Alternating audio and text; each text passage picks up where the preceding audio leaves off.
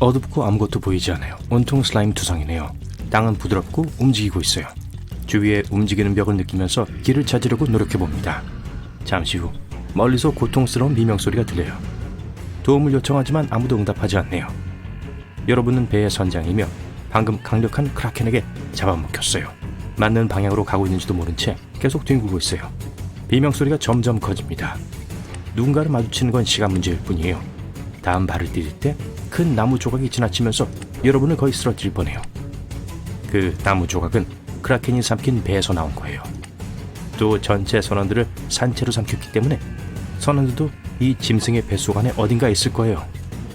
계속 비명소리를 따라가요. 여러분은 식도처럼 보이는 다른 길로 인도하네요.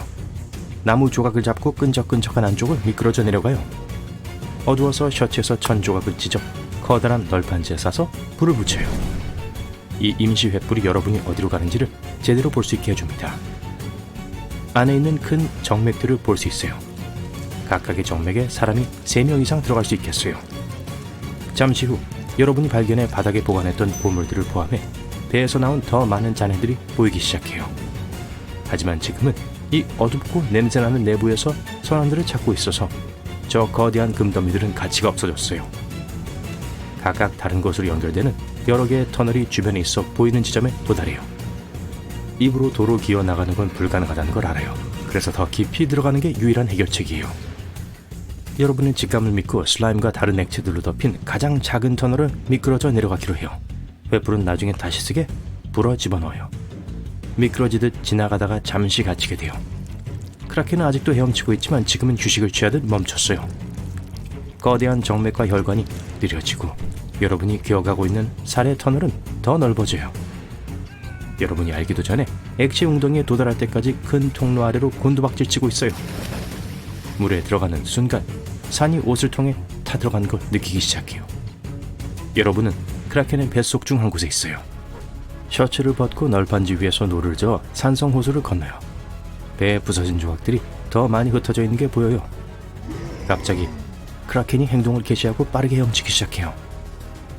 어쩔 수 없이 널판지를 붙잡고 눈에 산이 들어가지 않게 떠 있어야 해요.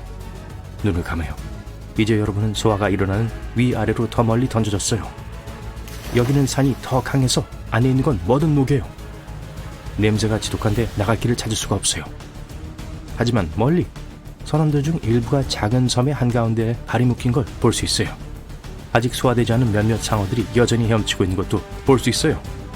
현재로서는 뚫고 가면서 선원들에게 당도하는 것 말고는 할 수 있는 일이 없어요. 다른 나무 조각에 올라타서 그들을 향해 노를 저어요. 이번엔 위산이 나무를 녹이고 있어요. 운 좋게도 선원 중 누군가가 여러분에게 다른 판자를 던져줘서 그 판자 위에 올라타 선원들이 있는 곳으로 노를 저어요. 해안으로 올라가요. 모두들 여러분을 만나게 돼서 기뻐하고 있어요. 탈출구를 찾으려 하지만 출구는 산으로 뒤덮여 있어요. 더 많은 물이 많은 해양 동물들과 함께 스며들고 있어요. 산의 농도가 상승하고 있고 모두들 옹기종기 모여요. 잠시 후 크라켄이 산성수 주변을 허우적거리고 다니는 커다란 흑동고래를 삼켜요. 그게 크라켄을 화나게 하고 있어요. 그래서 크라켄이 움직이면서 모두를 내던져요. 여러분과 다른 많은 사람들은 고래 위에 올라타 고래를 꽉 붙잡아요. 크라켄은 어떻게든 고래를 쫓아내고 싶어하는 것처럼 보여요.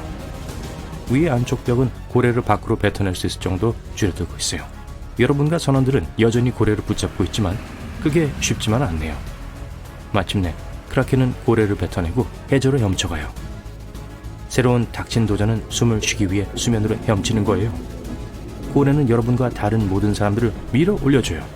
이게 아니었다면 아무도 숨쉬러 수면으로 올라오지 못했을 거예요. 여러분은 어디에 있는지 알 수 없어요.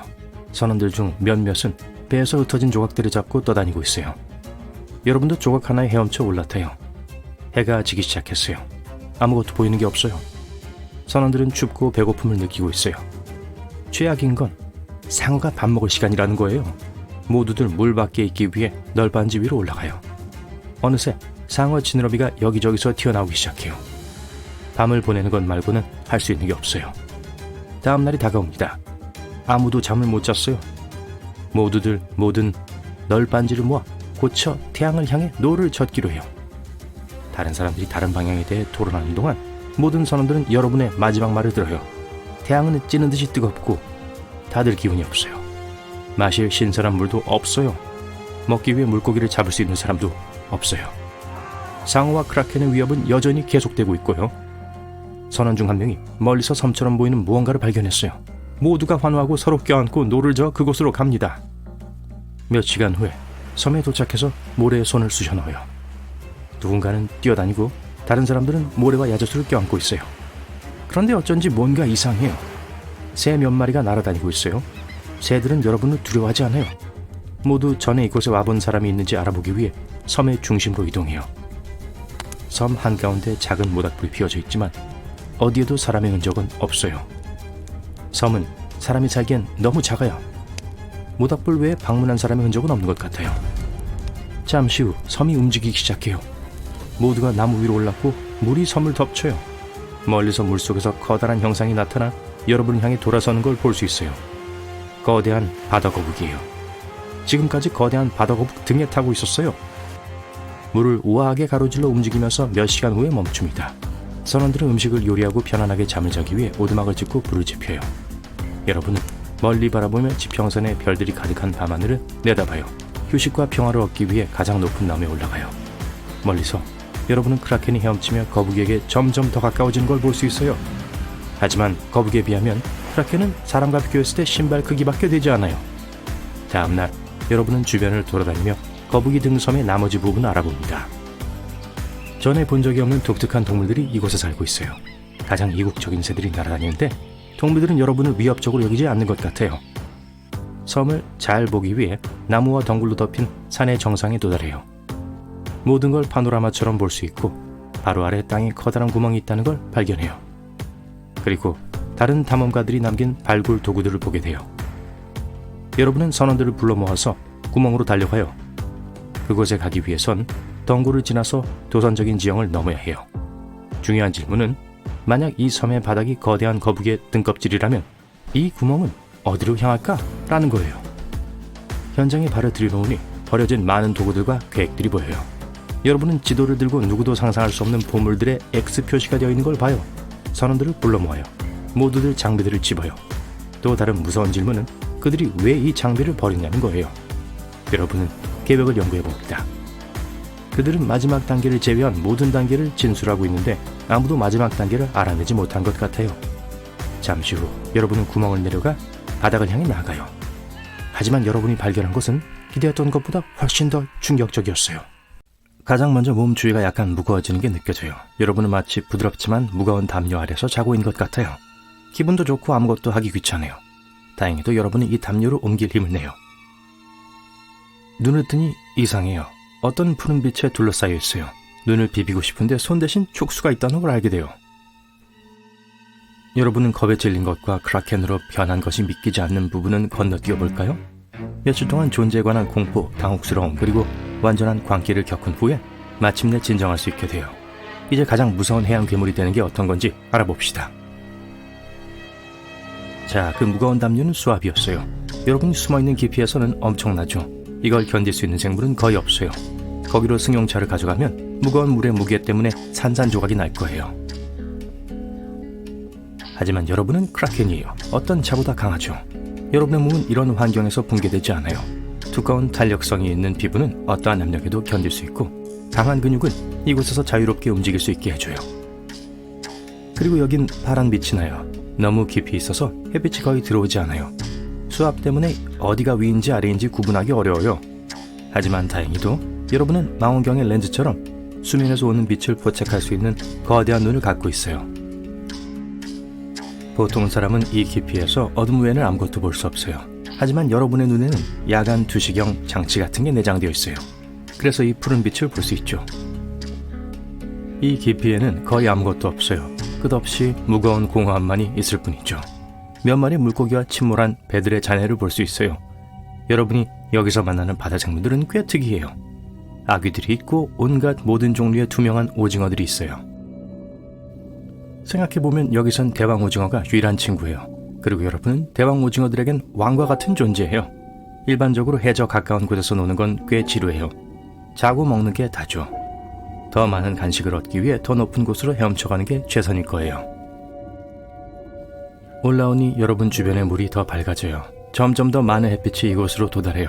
그리고 드디어 바다의 다른 주민들을 만나게 돼요.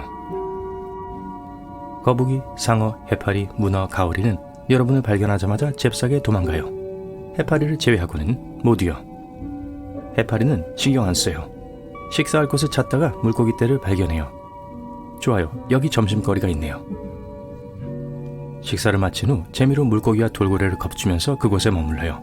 촉수를 조절하는 게 마음에 들어요. 10개나 있죠.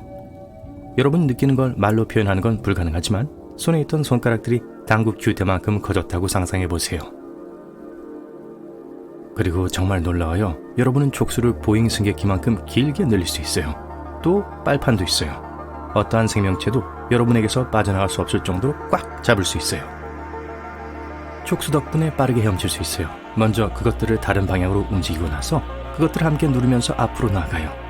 여러분이 만들어낸 강한 물줄기는 모든 물고기를 옆으로 밀어내요. 흰 긴수염 고래가 있네요. 이것은 세계에서 가장 큰 포유동물이에요. 하지만 여러분 옆에선 강아지 같아 보이네요. 그래서 여러분은 수영하고 먹고 물고기와 다른 해양 생물들을 겁주고 그게 다예요. 인생이 좀 지루하네요. 그리고 얼마 오래 지속될까요? 100년, 1000년?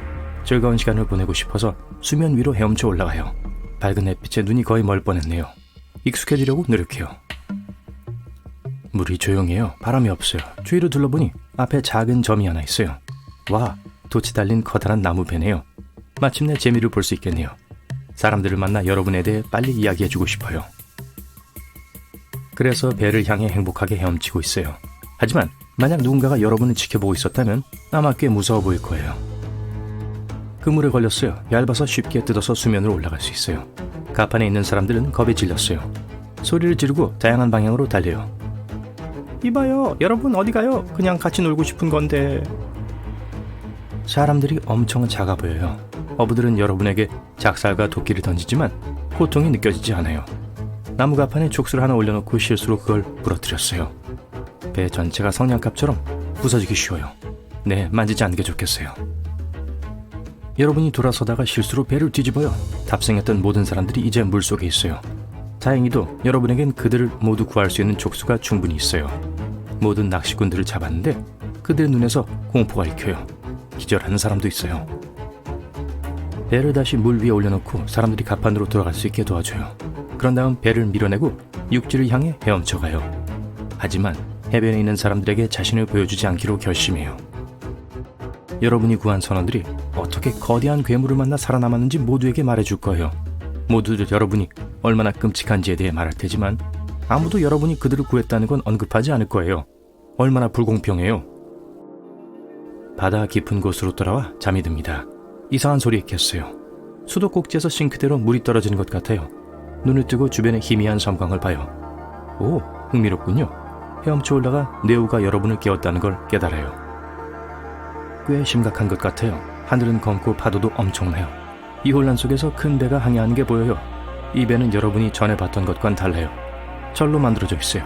그리고 현대적인 화물선이라서 돛이 없어요. 여러분이 몇백 년 동안 잠들어 있었던 것 같아요. 탑승한 사람들이 여러분을 알아채고 신호탄을 발사해요. 밝은 빨간색 불빛에 눈이 멀어요. 여러분이 촉수를 펼쳤고 실수로 배를 밀었어요. 배는 무겁고 뒤집히지 않아요. 여러분이 자는 동안 기술이 발전한 것 같네요. 폭풍이 점점 거세지고 있어요. 배가 좌우로 흔들리고 있어요. 촉수로 배를 잡아주려고 하지만 탑승에 있는 사람들을 두렵게 해요. 사람들은 소리를 지르고 여러분은 그들의 반응을 이해해요. 거대한 괴물이 어둠의 심연 속에서 나와 그들의 배를 움켜쥐었어요. 여러분을 두려워하는 걸 보는 건 썩 기분이 좋지 않기에 헤엄쳐 떠나기로 해요. 기분이 상한 채로 해저 근처에 숨어 있어요. 알고 보니 크라켄이 되는 건 그다지 즐겁지 않아요. 물고기들하고만 어울릴 수 있지만 물고기는 말을 할 수 없어요. 사람들은 여러분을 무서워하고 여러분은 그들을 불편하게 만들고 싶지 않아요. 이 세상에서 너무 외롭다고 느껴져요. 점심을 먹고 다시 잠이 듭니다. 이봐요, 크라켄씨. 제 말 들리세요? 목소리가 말했습니다. 여러분은 깨어나서 겁에 질려 몸서리를 쳐요. 누가 그랬죠? 플라잉 더치맨에 대한 이야기가 다 사실이었던 건가요? 방금 귀신이 여러분에게 말하는 걸 들었나요? 당신이 혼란스러워하는 거 이해합니다, 크라켄씨. 그러니 수면 위로 헤엄쳐 올라오면 모든 걸 알게 될 거예요. 몇 분 후에 여러분은 물 밖으로 나와 거대한 비행선을 봐요. 수면 위에 바로 떠 있어요. 하지만 가장 환상적인 건 가판에 있는 사람들이 여러분을 두려워하지 않는다는 거예요. 관심과 동경심으로 여러분을 바라보고 있어요. 그중 이상한 헬멧을 쓴 남자를 눈치채요. 안녕하세요. 이 텔레파시 장치 덕분에 당신과 대화한 사람이 저예요. 당신도 뭐든 생각할 수 있어요. 제가 들을게요. 24세기예요. 사람들은 동물과 물고기가 의사소통하는 기술을 발명했어요. 그들은 거의 모든 생물들이 아무 생각이 없고 본능에 따라 산다는 걸 발견했어요. 하지만 그때 사람들은 바다 깊은 곳에서 나오고 있는 뇌 활동을 감지했어요. 바로 여러분을 발견한 거죠. 여러분은 지구상에서 가장 지적인 존재 중 하나인 것 같아요. 그리고 사람들은 여러분과 소통하는 것에 관심이 많아요. 마침내 수세기 동안의 외로움이 끝이 났어요. 하늘이 불타고 있어요. 전 세계의 바다의 거품입니다. 천둥 번개가 대기를 흔들고 있어요. 가장 끔찍하고 강력한 두 괴물이 결투를 벌이고 있습니다. 세계 종말의 조짐이에요. 이 괴물은 쳐다보는 것만으로도 누구든 미치게 만듭니다. 거대하고 잔혹한 크툴루. 그리고 그 상대는 지구상에서 가장 큰 오징어입니다. 그 자체가 공포이기 때문에 무서움을 모르는 짐승이죠. 수천만에 달하는 선박 침몰의 원인이에요. 강력하고도 끔찍한 크라켄입니다. 우주 역사상 가장 대단한 싸움이 시작됩니다.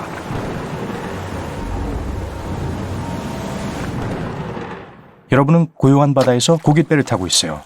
물은 수정같이 맑고 바람도 불지 않습니다. 바다는 수평선과 하나가 됩니다. 육지는 어디에도 배지 않고 자유로운 느낌이에요. 배 옆을 보다가 물속에 있는 뭔가 이상한 것을 발견합니다. 여러분은 넓은 녹색 들판에 둘러싸인 거대한 검은 점 가운데에 떠 있어요. 이게 뭐죠? 물로 유출된 오일이 이렇게 이상한 색깔을 띠는 걸까요? 그렇다면 어떻게 이렇게 완벽한 원형일 수 있죠? 그러다 갑자기 그게 무엇인지 깨닫고는 혈관 속에 피가 얼어붙습니다. 그 검은 원은 거대한 녹색 눈 중심에 있는 눈동자입니다. 물속에서 여러분을 똑바로 쳐다보고 있는 그것은 너무나도 거대해서 여러분의 배는 그 옆에 있는 작은 점처럼 보입니다. 크라켄이에요. 하지만 걱정하지 마세요. 괴물은 여러분처럼 작은 먹잇감엔 관심이 없어요. 크라켄은 수세기 동안 선박들을 침몰시켜왔고 대적할 만한 상대를 만난 적이 없습니다. 해저에는 수천 척의 배가 가라앉아 있지만 그게 무슨 소용이 있겠어요. 크라켄은 진정한 도전을 갈망하지만 상대를 찾을 수가 없습니다. 지구상에서 가장 큰 포유류는 대왕고래인데 크라켄에겐 애완용 금붕어나 마찬가지죠. 심지어 메갈로돈도 이 촉수를 가진 짐승에겐 전투에서 쉽게 질 수 있습니다. 마리아나 해구 바닥에서 거대한 괴물을 찾을 수 있을까요? 아니요, 압력이 너무 높아서 거의 아무것도 살 수가 없어요. 하지만 그때 크라켄은 아이디어가 떠올랐어요. 크라켄은 지구에서 가장 외진 곳으로 향합니다. 그곳은 거의 아무도 방문하지 않고 탐사도 잘 이루어지지 않았죠. 이곳은 포인트 니모라고 합니다. 여기 깊은 바다 표면 아래에는 인간이 출현하기 훨씬 전에 지어진 고대 도시 르리에가 있습니다. 그 폐허 속에서 거대하고 강력한 크툴루가 잠을 자고 있어요.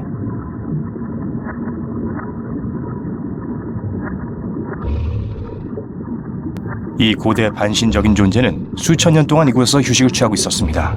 지금까지 크툴루는 지구의 대혼란을 일으킬 순간을 기다려왔습니다.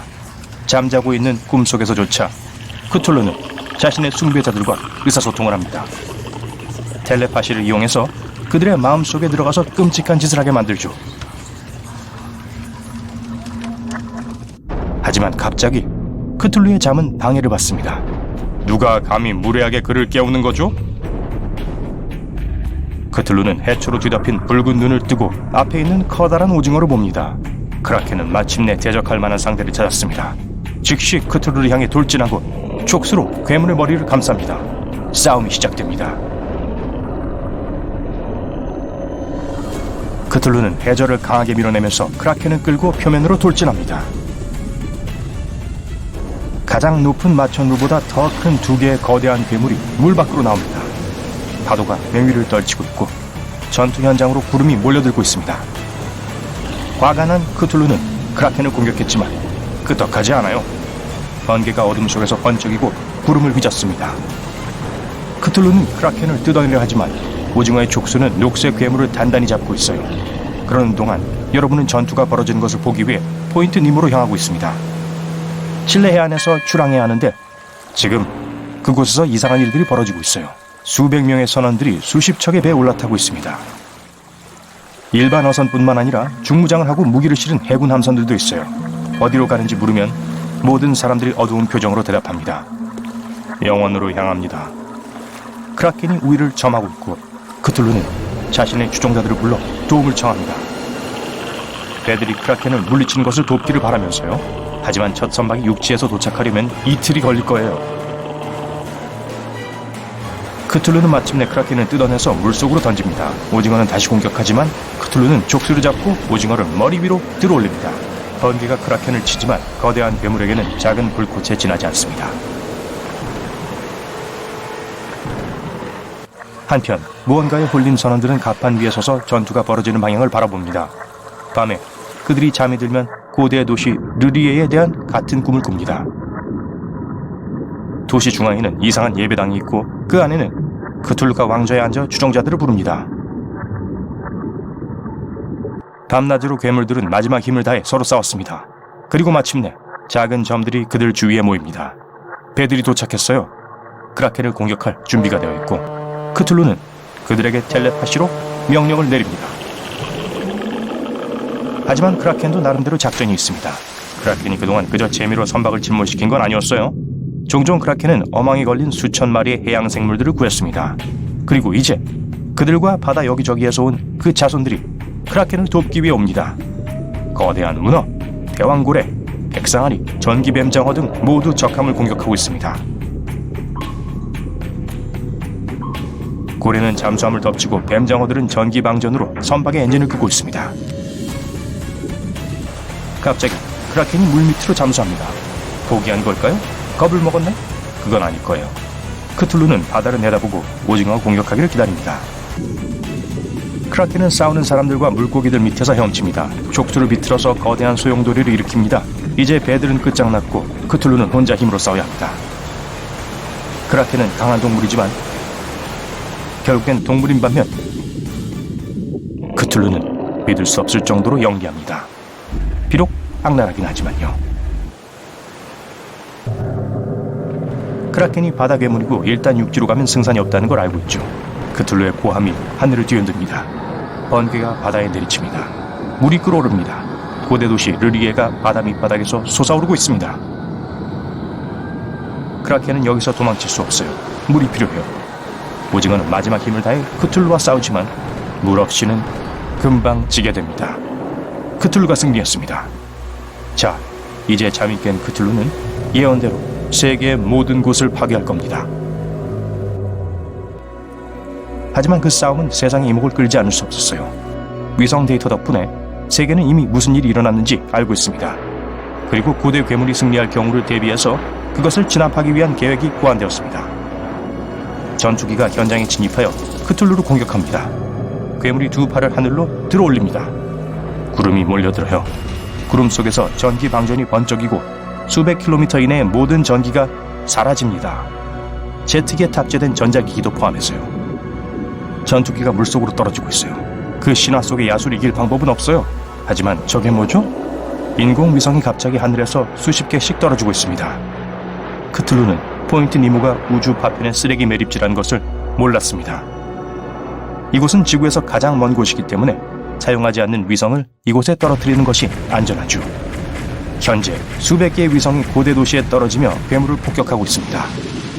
갑작스러운 공격에 당황한 크툴루는 도시와 함께 물속으로 후퇴합니다.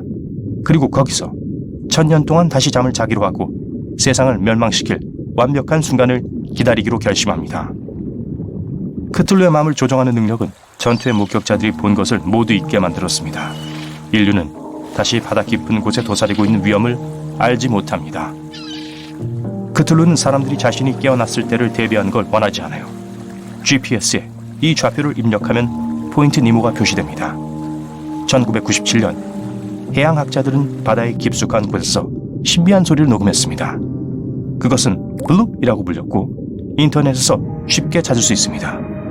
이 사건은 많은 사람들이 크툴루의 존재를 믿게 만들었습니다.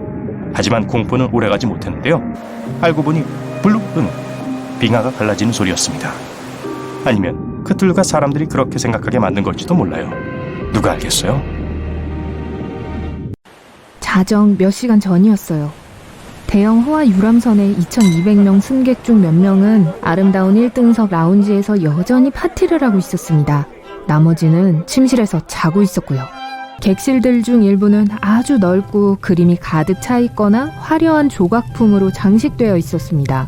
다른 방들은 크기가 작고 수면 아래에 있었어요. 이 모든 사람들의 공통점은 딱 하나였습니다. 추운 4월의 밤 모두는 영국의 사우스햄튼에서 뉴욕시로 향하고 있었다는 거죠.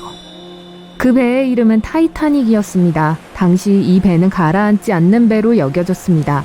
여정의 시작에서 이 유람선은 뉴욕 기선과 거의 충돌할 뻔했지만 운 좋게도 타이타닉호는 몇 미터의 여유를 두고 그 배의 옆을 간신히 지나칠 수 있었어요. 승객들이 여객선 갑판을 가득 메운 가운데 안도의 한숨이 새어나왔습니다. 그들은 가까운 미래에 무엇이 자신들을 기다리고 있는지 거의 알지 못했습니다. 며칠 후 배는 북대서양에 도착했습니다. 뉴펀들랜드에서 595km 떨어진 곳이었죠.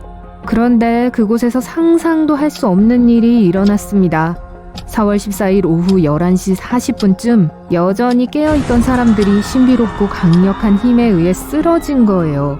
이미 침대에 있던 승객들은 바닥으로 튕겨져 나갔습니다. 비명소리와 엄청난 혼란이 일어났어요. 재난이 일어나기 몇 달 전 거대한 얼음 덩어리가 그린란드 남서부의 빙하에서 떨어져 나갔습니다. 매머드가 여전히 지구를 배회하고 있었던 약 10만 년 전에 내렸던 눈으로 만들어진 빙산이었죠. 그리고 빙산이 막 움직이기 시작했을 때 그 크기는 엄청났습니다. 길이가 거의 520m이고 무게가 7,500만 톤이나 나갔거든요. 하지만 그 후 빙산은 원래보다 훨씬 더 남쪽으로 떠내려가게 됐어요. 타이타닉호가 북미로 가는 길에 지나야 했던 바로 그곳으로 움직인 거예요. 몇 달 동안 물에 녹은 후에도 이 빙산의 무게는 여전히 150만 톤에 달했습니다. 꼭대기는 거의 물 위에 30m의 높이로 우뚝 솟아 있었습니다. 하지만 그래도 이 거대 유람선에 탄 사람들의 눈에는 대수로워 보이지 않았어요. 언뜻만 본다면요. 사람들에게 보인 것은 이 거대 얼음의 아주 작은 부분뿐이었거든요. 보통 빙산의 가장 큰 부분은 수면 아래에 숨겨져 있고 수면 위로 보이는 건 겨우 10분의 1입니다. 타이타닉 빙산도 예외는 아니었어요. 하지만 충돌한 순간 배는 불운을 맞이했어요. 항로를 바꿀 수 없어 그 배는 얼음 속으로 떨어져 버렸어요. 적어도 선체칸 5개가 파열되었을 거예요. 배에는 즉시 물이 들어오기 시작했고 그 다음에는 칸마다 물이 범람했습니다. 먼저 배의 앞부분이 가라앉기 시작했어요. 그리고 배의 뒷부분은 공중에 거의 수직으로 올라가게 되었죠. 그리고 나서 귀청이 찢어질 듯한 굉음과 함께 배는 두 동강이 났습니다. 나머지는 잘 아시겠죠? 하지만 만약 우리가 이 재난에 대해 알고 있는 것이 사실이 아니라면 어떨까요? 배가 빙산에 의해 부서지지 않았다면 어땠을까요? 타이타닉호를 침몰시킨 것이 더 위험하고 훨씬 더 살아있는 존재라면요? 수면 아래 멀리 희미하고 어두운 바닷속 그림자가 숨어 있습니다. 둥글고 납작하며 팔이 여럿인 거대한 생명체를 상상해보세요. 팔이 아니라 강력한 촉수라고 해야 할까요? 대왕 오징어나 문어를 닮았지만 크기는 훨씬 더 큽니다. 배 열척에서 2.5km라고 설명할 수 있을 거예요. 소문에 의하면 불운한 선원들은 때때로 이 바다 괴물을 섬으로 착각했다고 합니다. 하지만 마른 땅을 밟는 대신 그들은 바다로 끌려 내려가게 되죠. 이들은 크라켄을 만나게 될 거예요. 크라켄은 바다 항해를 떠나는 모든 사람들이 두려워하는 전설의 생물입니다. 보통 크라켄은 아이슬란드를 거쳐 그린랜드, 노르웨이 해안의 바다에 출몰합니다. 무엇이 이 야수를 집에서 더 멀리 떨어지게 했는지 아무도 모르죠. 북대서양의 물도 마찬가지로 차갑습니다. 크라켄의 취향이죠. 크라켄은 호기심도 많습니다. 만약 타이타닉을 발견했다면 그 배는 크라켄의 관심을 벗어날 기회가 없을 거예요. 어두워서 유람선 위의 사람들은 첫 번째 경고 신호를 알아차리지 못합니다. 먼저 배 주위의 물에 거품이 생기기 시작할 거예요. 만약에 귀를 잘 기울이신다면 이상하게 콸콸거리는 소리도 들을 수 있을 거고요. 주변을 잘 관찰하신다면 수천 마리의 물고기와 해파리가 표면으로 떠오르는 것을 볼 수 있을 겁니다. 아래쪽에 무슨 일이 생겼다는 걸 알고 위로 올라오는 거죠. 하지만 타이타닉에 있는 누군가가 이 정신없이 움직이는 상황을 알아챘다고 해도 이 무서운 괴물로부터 벗어날 시간은 없을 겁니다. 크라켄은 피할 수가 없는 포식자로 거대한 크기와 엄청나게 길고 강한 촉수를 가지고 있으니까요. 갑판 위에 서 있는 9살 소녀는 이 바다 괴물에 대해 아무것도 모릅니다. 그저 아주 천천히 바다 밖으로 솟아오르고 있는 수많은 작은 섬들을 보고 있을 뿐이었죠.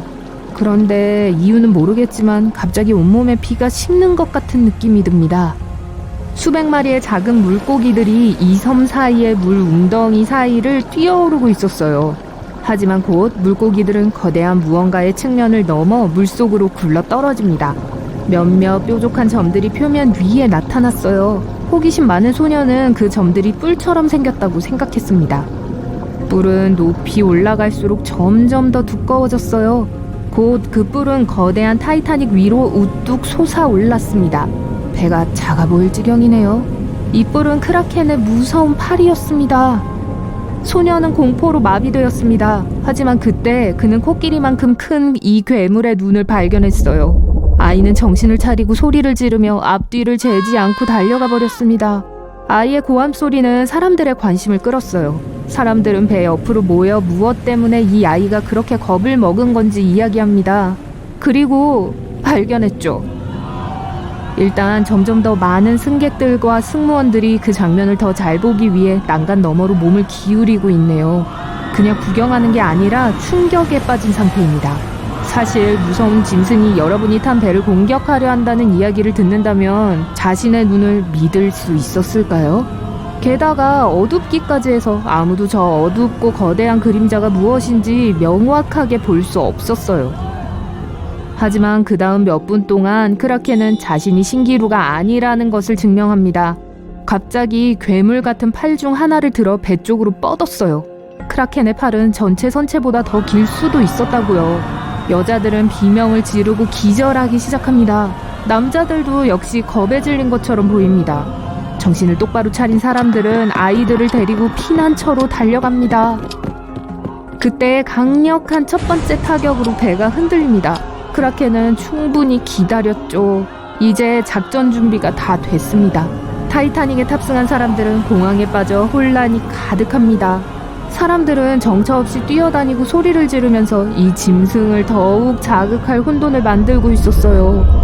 보통 이 괴물은 그냥 혼자 있는 걸 좋아합니다. 긴 촉수를 이용해 해저 깊은 곳에서 몸을 바닥에 묶고 게으르게 먹이를 사냥하죠. 날씨가 비정상적으로 따뜻하거나 방해를 받을 때만 수면 위로 올라와요.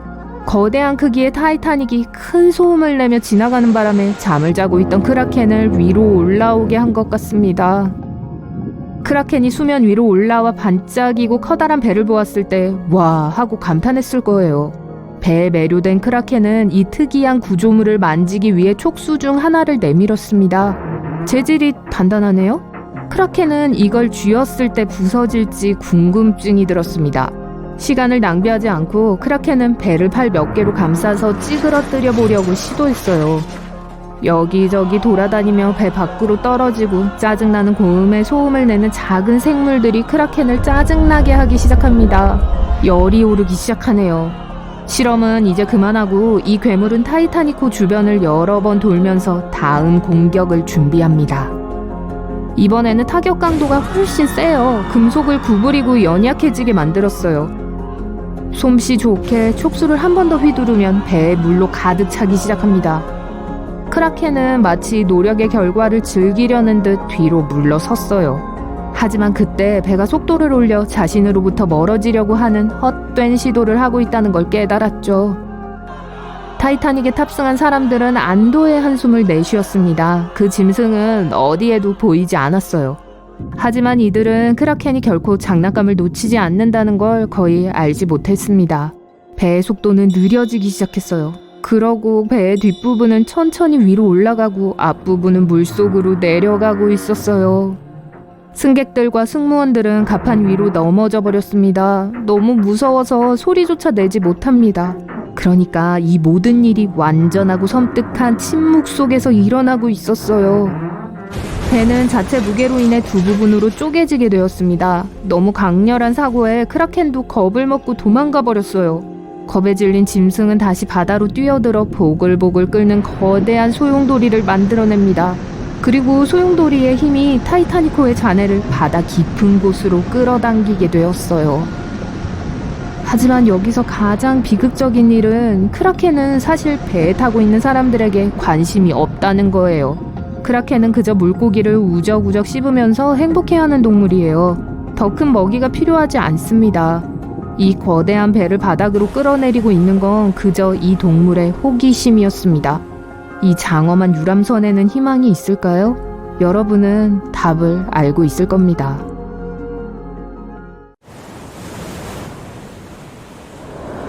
크라켄은 대왕 오징어로 전설적인 바다 괴물입니다. 여러분이 본 중 가장 큰 몸집을 가진 오징어일 거예요.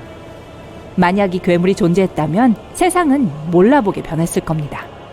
크라켄은 강력한 촉수를 가지고 있어요. 끝에 빨판이 달린 단단한 근육으로부터 탈출은 불가능하죠. 크라켄은 배를 반으로 두 동강 내거나 깊은 곳으로 끌어내릴 수 있어요. 하지만 크라켄의 가장 위험한 점은 바로 크기예요. 나이 많은 선원의 말에 의하면 크라켄은 길이가 거의 1500m에 달했다고 합니다. 축구장 10개에 맞먹죠. 크라켄이 축구를 할 수 있을지도 모르겠네요. 전설적인 크라켄은 정말 거대해서 선원들은 이 괴물을 작은 섬으로 착각했다고도 합니다. 지난 몇 세기 동안 이런 야수를 물리치는 것은 불가능했을 겁니다. 크라켄이 실제 존재했다면 아마 새끼들이 대를 이었겠죠. 네, 그렇다면 세계의 모든 바다에 어떤 배라도 가라앉힐 수 있는 거대한 괴물들이 있겠죠. 크라켄이 서식지에 경쟁자를 둘 가능성은 적으므로 개체수가 강하게 증가할 겁니다. 크라켄은 거대하기 때문에 많은 먹이가 필요할 거고 그로 인해 다양한 큰 바다동물의 개체수는 현저히 감소할 테지요. 대왕고래, 백상어, 기타 거대 오징어들, 모든 큰 바다 생물들이 멸종 위기에 처하게 될 겁니다. 많은 사람들이 바다에서 큰 물고기의 수가 감소해 굶주리게 될 거예요. 어업에 의존하는 도시의 경제는 쇠퇴하게 되겠죠. 낚시가 위험해지면서 세계적으로 작은 물고기의 가격은 더 비싸지게 될 겁니다. 크라켄을 물리치려면 강력한 무기가 필요하지만 이 괴물은 잡기 힘듭니다. 크라켄은 두 종류에 속합니다. 오징어와 문어도 이 종에 속하는데 이들은 지구상에서 가장 영특한 동물 중 하나입니다. 크라켄은 숙련된 사냥꾼이기 때문에 절대로 대놓고 싸우지는 않을 거예요. 그럼 우린 뭘 할 수 있을까요? 크라켄은 수면이 아니라 깊은 곳에서 접근하기 때문에 추적을 할 수 없습니다. 물고기들이 수면에 가득하다면 크라켄이 가까운 어딘가에 있을 거라는 건 알 수 있겠지만요. 크라켄이 헤엄치면 주변의 모든 물고기들이 겁에 질릴 거예요. 하지만 이미 너무 늦었을지도 몰라요. 높은 탑을 닮은 거대한 촉수가 물에서 나오네요. 이 탑이 배의 갑판에 떨어져 갑판을 부수고 선원들이 비명을 지르며 달려갑니다. 크라켄이 두 번째 타격을 입히자 배가 거의 전복되었어요.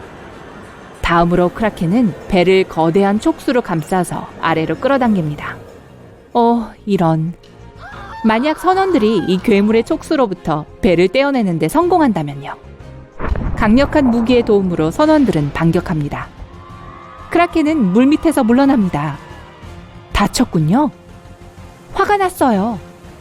전투는 끝난 것 같지만 최악의 상황이 다가옵니다. 배 옆에 소용돌이가 일어납니다. 크라켄의 엄청난 무게로 인해 물속으로 들어가면서 그 뒤에 소용돌이가 일어나게 됩니다. 거대한 욕조의 배수구처럼 이 소용돌이는 배를 빨아들입니다. 크라켄과의 전투에서 패배했네요. 정말 안타까워요. 공격을 미리 예측할 수 있다면 이 괴물을 물리칠 수 있을지도 모릅니다. 하지만 크라켄은 우리가 알아차리기 전에 우리와 배를 볼 수 있어요. 깊은 물속에 사는 이 대왕 오징어는 모든 동물 중에서 가장 큰 눈을 가지고 있거든요. 이 오징어의 눈은 접시 크기만 해요. 덕분에 멀리서도 먹이를 볼 수 있지요. 같은 방식으로 크라켄은 음파 탐지기보다 훨씬 빨리 배를 발견하게 됩니다. 항상 여러분보다 한 수 위일 거예요. 그거 좋은 소식이 아니네요. 전 세계적으로 선박 화물 운송이 감소하고 있어요. 유일하게 비행기가 대륙과의 안전한 연결을 제공합니다. 이로 인해 대기 오염이 증가하게 될 거예요. 가장 성공적인 크라켄의 적은 잠수함입니다. 잠수함은 매우 깊은 곳을 여행하고 크라켄을 미리 감지할 수 있도록 도와주는 강력한 초음파 탐지기를 갖추고 있어요. 잠수부들도 잘 무장되어 있고 둥글고 금속으로 된 몸체는 파괴하기가 쉽지 않죠. 크라켄 한 마리는 잠수함에 패할 수도 있겠지만 바다 괴물이 여럿이라면 어떨까요? 3마리의 크라켄은 잠수함의 촉수를 감아 더 깊은 물속으로 끌어내릴 수 있을 텐데 그 압력은 잠수함을 파괴할 거예요. 즉 크라켄이 잠수함도 사로잡을 거란 말이죠.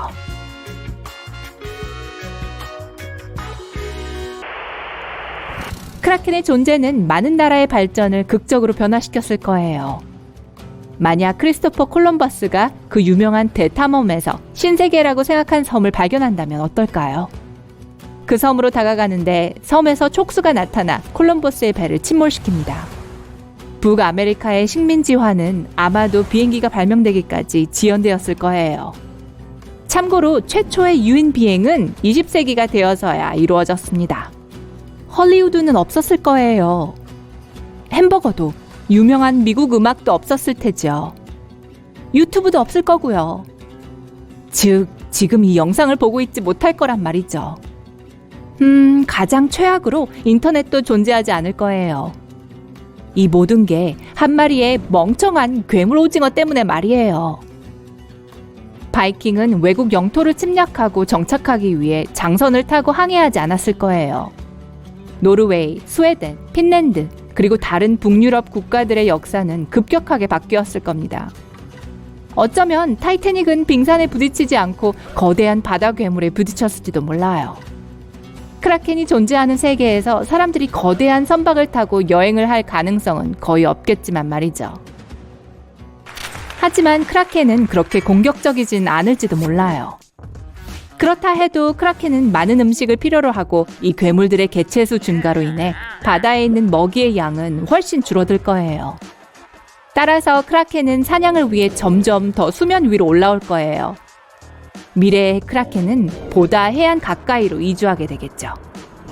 많은 나라들은 바다에서 수영하는 것을 금지하게 될 거예요. 파도에 떠 있다고 상상해보세요. 고층 건물만한 괴물이 바로 여러분 아래에서 헤엄치고 있는걸요. 바다와 해변에서의 휴식은 점점 인기를 잃을 거예요. 관광이 소득 원천인 많은 나라들은 빈곤해지겠죠. 크라켄들이 더 굶주리게 되면 이들은 땅에서 먹이를 구하려고 할 겁니다. 거대한 오징어는 작은 항구 도시를 공격하려고 할 거예요.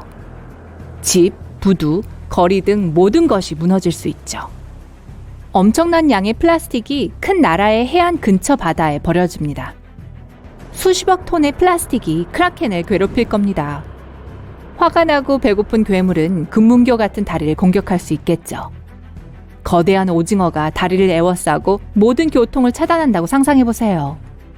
이 오징어 중 몇몇은 힘으로 튼튼한 케이블을 끊을 수 있고 이렇게 다리 구조물 전체가 물속으로 무너져 내릴 수 있어요. 크라켄이 존재하지 않고 우리의 바다에서 헤엄치지 않고 있다는 게 다행입니다. 적어도 우리가 아는 한에서는요. 하지만 이 괴물이 실제로 존재했을 수 있을까요? 전설은 수년을 거슬러 올라가지만 19세기 중반에 과학적 증거가 나타났습니다. 1857년 지름 8cm 크기의 오징어 부리가 덴마크 해안에서 발견되었어요. 다른 거대한 오징어 잔해도 바하마에서 발견되었는데 과학자들은 거대 오징어가 존재했다고 확신했죠. 그 이후 대왕 오징어가 공식적으로 발견되었어요. 그로부터 100년이 넘은 세월이 지났지만 우리는 아직도 오징어가 자랄 수 있는 최대 길이에 대해선 알지 못합니다. 사실 대왕 오징어는 지구상에서 가장 이해하기 힘든 생물 중 하나예요. 과학자들이 도달하기 어려운 바다 깊은 곳에 서식하거든요.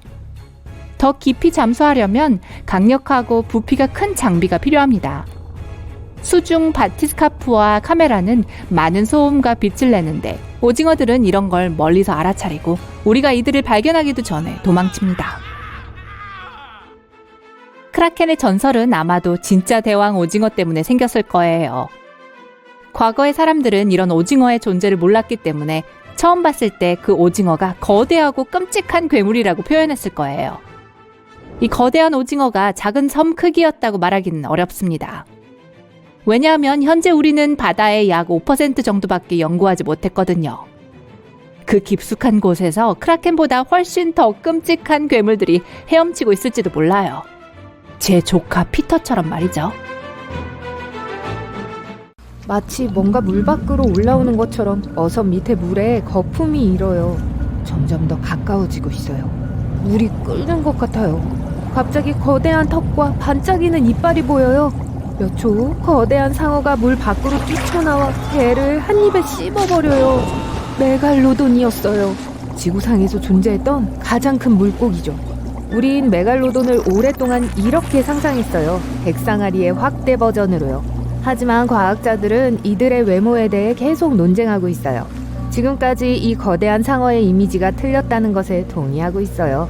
과학자들이 확신하는 데이터가 있는데요. 바로 크기예요. 약 15m 정도죠. 이건 스쿨버스만큼 크고 지하철 차량 길이에 버금가는 크기예요. 평균적인 사람의 8.5배죠. 이걸 현대 백상아리와 비교해봅시다. 메갈로돈은 3배 더 커요. 하지만 이건 어림짐작일 뿐이에요. 우리에겐 온전히 보존된 메갈로돈 골격이 없어요. 그건 메갈로돈이 뼈가 아니라 연골을 갖고 있었기 때문이에요. 메갈로돈이 멸종한 이래 360만 년이 지나서 남아있는 게 거의 없어요. 발견된 건 치아와 척추 몇 개뿐이에요. 비교하자면 공룡은 약 6,600만 년 전에 멸종했어요. 하지만 그들의 단단한 뼈는 완벽하게 보존되었기 때문에 우리에겐 공룡의 골격에 대한 다양한 예시가 있어요. 과학자들은 이빨과 턱을 바탕으로 메갈로돈의 크기를 계산했어요. 이건 이빨 하나예요. 약 18cm 길이죠. 손바닥보다 더 커요. 그리고 현대 백상아리 이빨보다 3배 정도 커요. 메갈로돈의 턱은 폭이 2m였고 이빨이 5줄이나 있었어요. 총 276개의 면도날처럼 날카로운 이빨들이었죠. 다른 보존된 유골은 척추예요. 이것은 150개의 척추뼈로 구성되어 있는데 폭은 각 15cm 정도 돼요. 칼슘이 많이 함유되어 있었는데 메갈로돈이 신선하고 차가운 우유를 좋아했거든요. 아니라 거대한 상어의 막대한 질량을 척추뼈가 견뎌야 했기 때문이에요.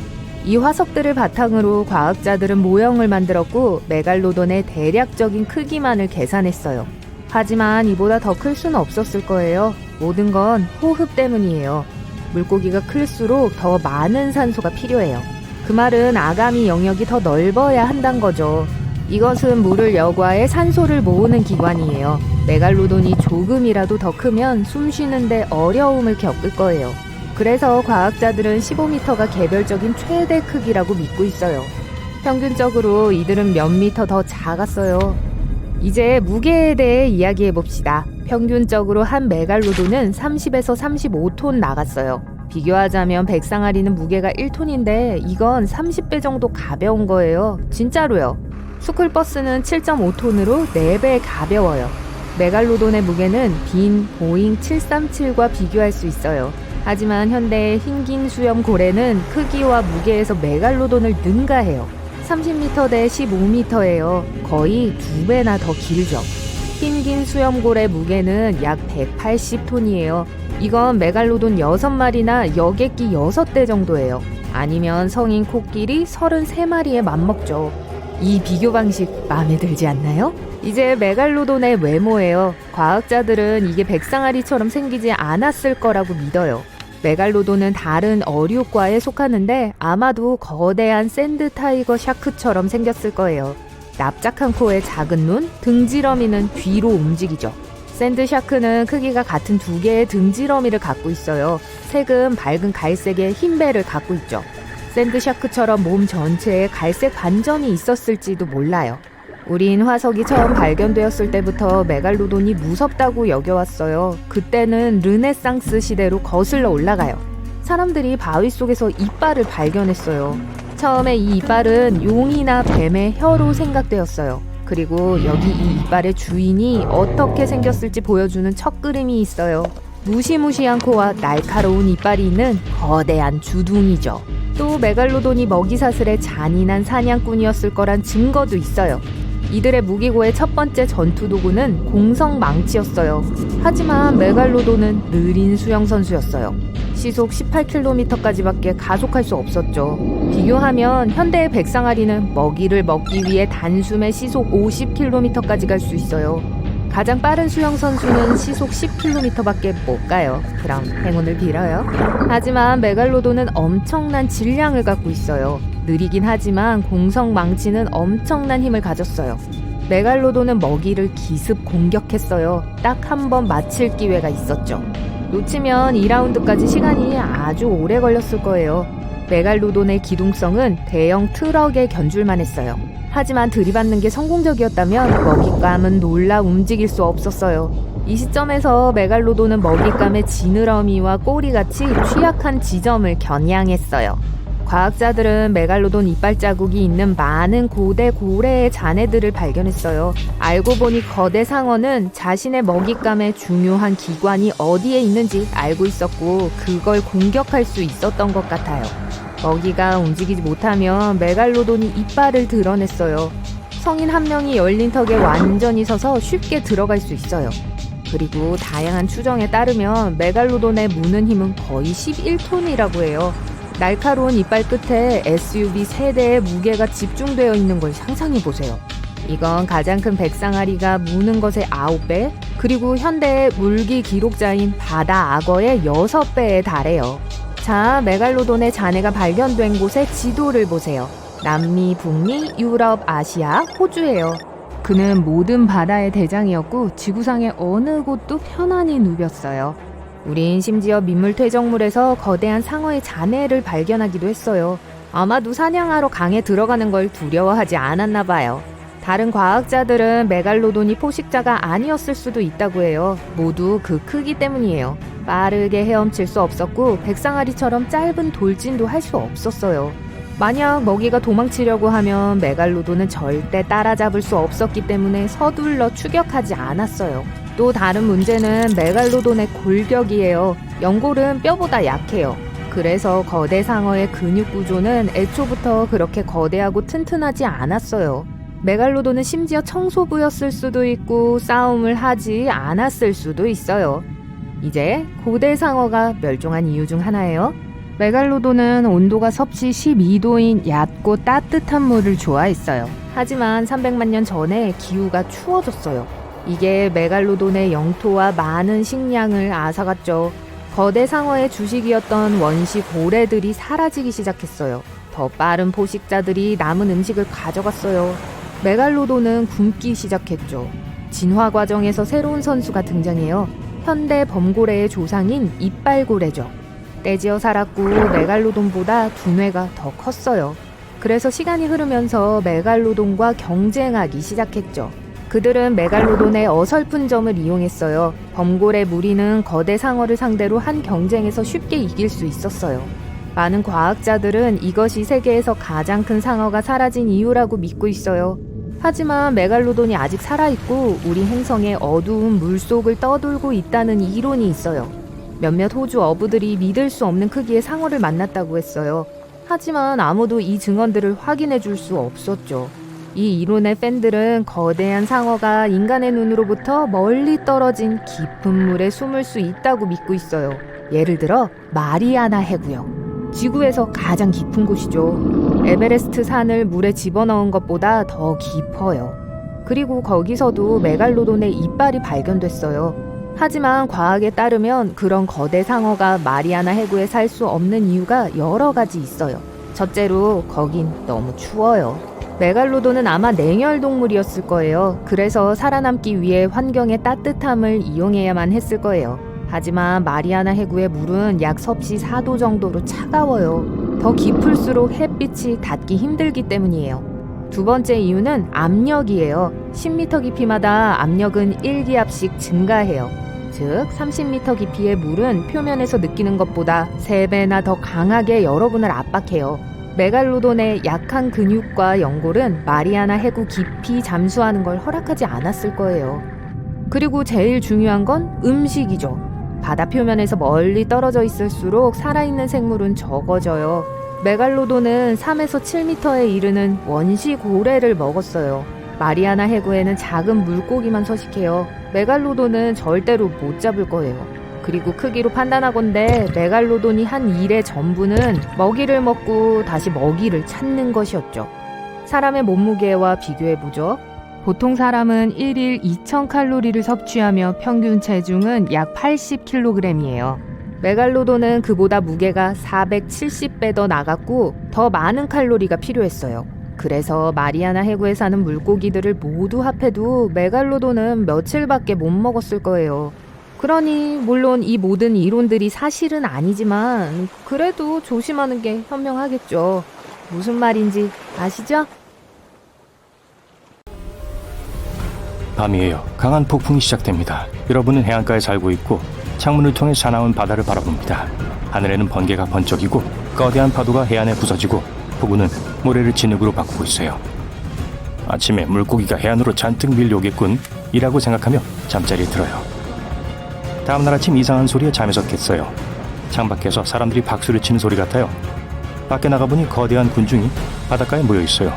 철썩거리는 소리가 점점 커집니다. 그 소리는 해안가로 밀려온 엄청난 양의 물고기였어요.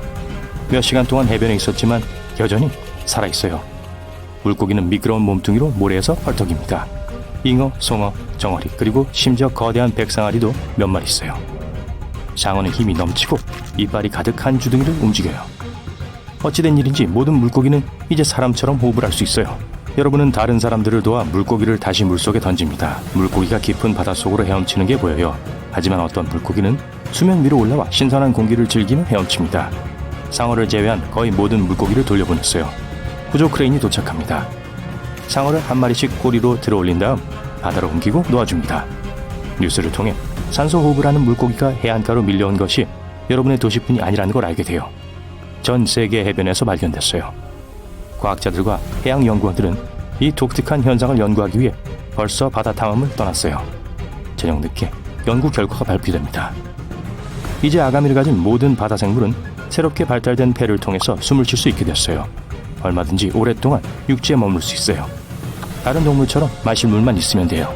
물고기는 물을 흡수하고 아가미로 통과시킵니다. 아가미는 물에서 산소를 추출해서 혈류로 보내는 특별한 수용기가 있어요. 이런 방식으로 생존에 필요한 산소를 공급받죠. 그러고 나서 이산화탄소가 형성됩니다. 그건 물고기 혈액으로 들어가서 아가미를 통과하고 다시 물속으로 방출됩니다. 아가미로 호흡하는 능력은 변하지 않았어요. 하지만 물고기의 구조가 달라졌어요. 폐와 기도가 생겨났어요. 물속에 있을 때는 기도를 닫아서 폐로 가는 길을 막아요. 이런 식으로 물이 폐에 들어가지 않게 하죠. 하지만 물 밖에 있을 때는 아가미를 닫고 입을 통해 폐에 접근할 수 있게 해줍니다. 이 놀라운 변신은 세상에 큰 변화를 가져오진 않았어요. 아직은요. 돌고래와 고래는 원래 폐가 있었어요. 공기는 머리 위에 위치한 콧구멍을 통과해요. 분수공이라고 하죠. 돌고래는 수면 위로 올라와서 폐를 공기로 채우고 다시 몇 분 동안 물 밑으로 내려갑니다. 이제 돌고래뿐만 아니라 다른 모든 바다 생물들이 수면 가까이에서 헤엄칩니다. 배를 타고 바다 여행을 떠나면 충격적인 현상을 눈으로 직접 볼 수 있어요. 해안에서 더 멀리 갈수록 더 많은 물고기를 볼 수 있어요. 물고기가 돌고래처럼 높이 뛰어올랐다가 다이빙을 해요. 마치 새로 생긴 기술을 즐기고 있는 것 같아요. 물고기가 정말 많아요. 수십 마리의 물고기가 보트 안으로 뛰어들어요. 여러분은 물고기를 다시 바다로 던져요. 거대한 지느러미를 보고 엔진을 끕니다. 상어가 수십 미터 떨어진 곳에서 헤엄치고 있어요. 상어는 보트만큼 커요. 다행히도 다른 물고기의 정신이 팔려서 여러분을 사냥하진 않을 거예요. 배를 돌려 해변으로 향해요. 땅거미가 지고 있어요. 도시의 불빛이 보이네요. 바다는 빛을 발하는 해파리와 식물성 플랑크톤으로 가득해요. 그래서 물은 보라색과 파란색으로 반짝여요. 이 광경에 매료되어서 도시의 불빛이 갑자기 꺼지는 것을 알아차리지 못했어요. 사람들의 비명소리가 들려요. 해안가에 가까워질수록 비명소리와 뭔가 부서지는 소리가 커집니다.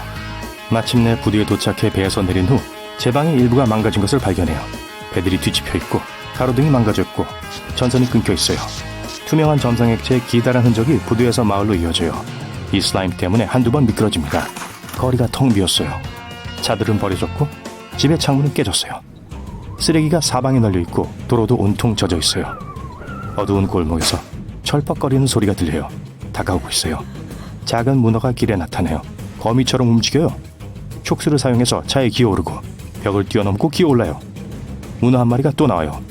오징어 몇 마리도 따라 나옵니다. 오징어가 어설픈 움직임으로 다가와요. 여러분은 한 발짝 물러섭니다. 점점 더 많은 오징어와 문어가 어두운 골목길에서 모습을 드러내요. 어떤 것은 자동차만큼 커요. 바닥에 있는 자전거를 보고 그 위에 탑니다. 문어떼를 뒤로 한 채 인적이 드문 거리를 달리고 있어요. 자전거 바퀴 밑에서 땅이 흔들리기 시작해요. 알 수 없는 짐승의 귀청이 터질 것 같은 굉음이 들려요. 뒤를 돌아본 것이 후회돼요.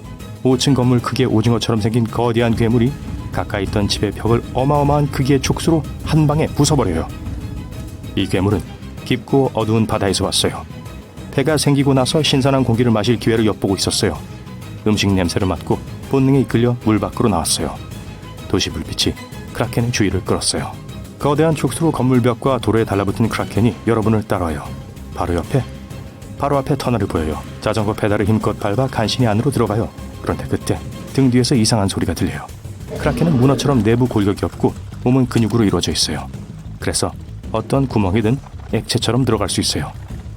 크라켄이 터널 안으로 여러분을 쫓고 있어요. 마치 수십 개의 꼬리를 가진 뱀처럼요. 하지만 속도가 느려지고 있어요. 속도를 내서 터널을 빠져나와요. 겁에 질린 채 가능한 한 빨리 달려서 아침경에 가장 가까운 도시에 도착합니다. 이곳에서 이웃들을 만나고 바다 괴물이 전 세계 해안 도시에 출몰했다는 걸 알게 돼요. 다행히도 괴물은 육지에 오래 머물지 않아요. 차가운 바다 깊은 곳에서 오랫동안 살아왔기 때문에 피부는 햇빛을 견디지 못해요. 새벽이 되자 괴물은 물속으로 돌아갑니다. 하지만 상어와 다른 바다 생물들이 먹이를 찾아 해안으로 오는 일이 점점 더 빈번해졌어요. 여러 해가 지났고 육지에서 살아남는 법을 배웠어요. 꼬리를 차고 흔들고 지느러미로 밀면서 어설프게 길을 따라 움직여요.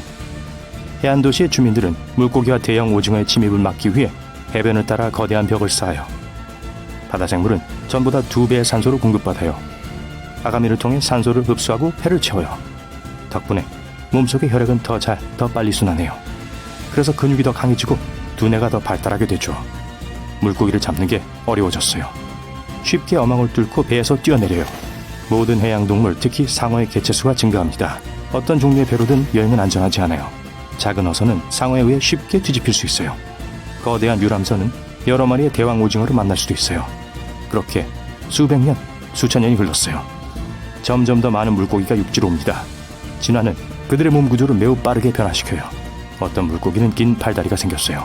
피부는 약간 거칠어졌어요. 지느러미와 꼬리는 남아있지만 발이 더 길어졌어요. 악어의 팔다리를 가진 상어를 상상해보세요. 현재 대부분의 물고기가 그런 모습이에요. 수백만 년의 진화가 발생한 후 물고기는 사람과 비슷한 모습이 될 거예요.